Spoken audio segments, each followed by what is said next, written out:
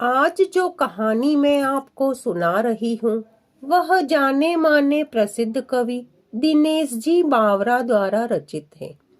कवि दिनेश जी बावरा लिखते हैं कि ये कहानी लगन, समर्पण, निष्ठा व साथ की है। यह कहानी जितनी मेरी है उतनी ही आपकी भी है।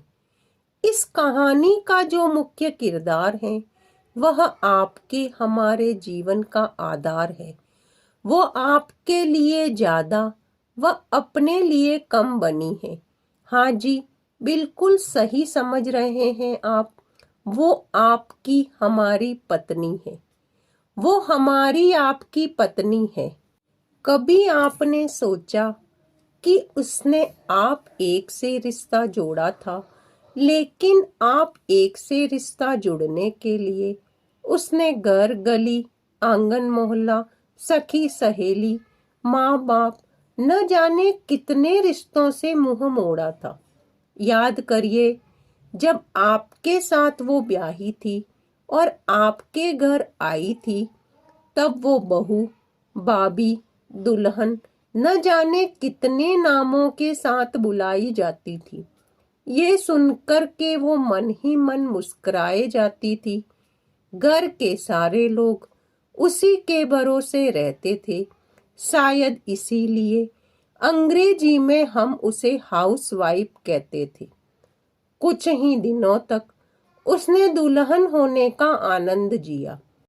फिर झाड़ू, पोछा, बर्तन, चूल्हा, चौका, इन सब ने उसको जकड़ लिया।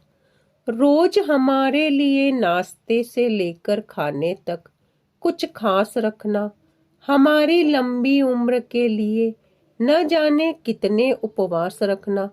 कुछ महीनों बाद किलकारी गूंजी तो सारे ख्वाब सजे। वो माँ बनी तो हम भी बाप बने। जैसे जैसे वह उम्र की सीढ़ियां चढ़ती गई, जैसे जैसे वह उम्र की सीढ़ियां चढ़ती गई, जवाबदारियां रोज कुछ ना कुछ बढ़ती गई।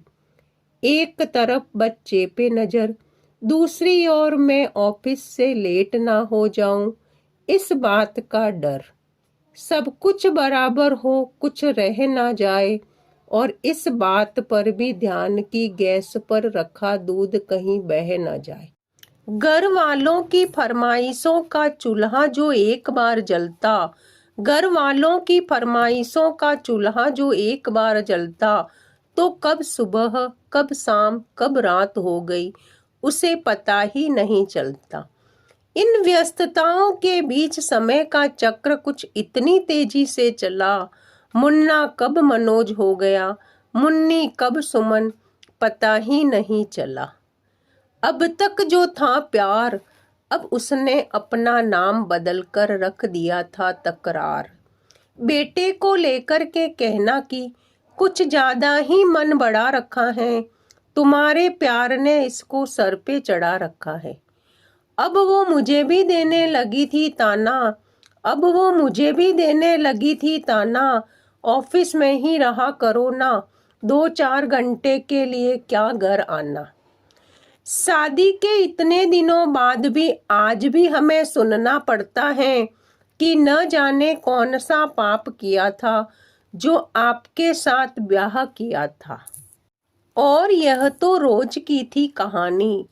इतना जोर से कहना कि घर के सारे सदस्य सुन ले कि एक दिन बीमार होती हूं ना, तो एक दिन बीमार होने पर किसी को कोई पूछता नहीं एक गिलास पानी, लेकिन जैसे ही उसे आपके तबीयत खराब होने का होता है आभास, आकर के बैठ जाती हैं आपके पास। याद तो होगा ना वो मीठी बातों के साथ, माथे पर विक्स लगाना और साथ में कान में ये भी कहना, कल सुबह अगर अच्छा ना लगे तो फिर ऑफिस मत जाना। लेकिन एक दिन समय ऐसे मोड़ पर ले आता है जहां बदल जाता है जिंदगी का ताना बाना। थाली में रोटी रखते उसका यह कहना कि बेटी जवान हो रही है, क्या अब लड़का भी मुझे ही ढूंढने होगा जाना। शादी तय हो जाने के बाद एक एक रुपया जोड़ना, पैसे कम पड़ने पर खुद का कंगन तोड़ना, सब कुछ हो जाएगा मुझे ढांढस बंधाना, सब कुछ हो जाएगा मुझे ढांढस बंधाना, विवाह के गीत खुद रोते हुए गाना। याद तो होगा ना आप लोगों को ये गुजरा हुआ जमाना, कुछ समय बाद जब हम जवाबदारियों से मुक्त हो जाते हैं तो कुछ ज्यादा ही धर्मयुक्त हो जाते हैं। उम्र के अंतिम पड़ाव पर हम बीमारियों के बीच जीने लगे हैं, बिना शक्कर की चाय पीने लगे हैं।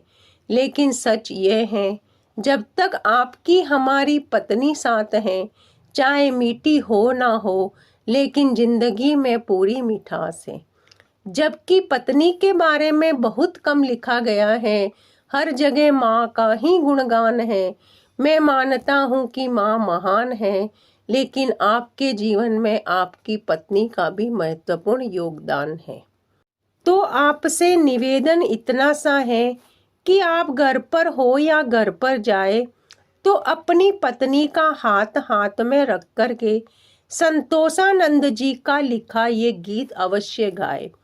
तू धार है नदिया की, मैं तेरा किनारा हूँ, तू धार है नदिया की, मैं तेरा किनारा हूँ, तू मेरा सहारा है, मैं तेरा सहारा हूँ।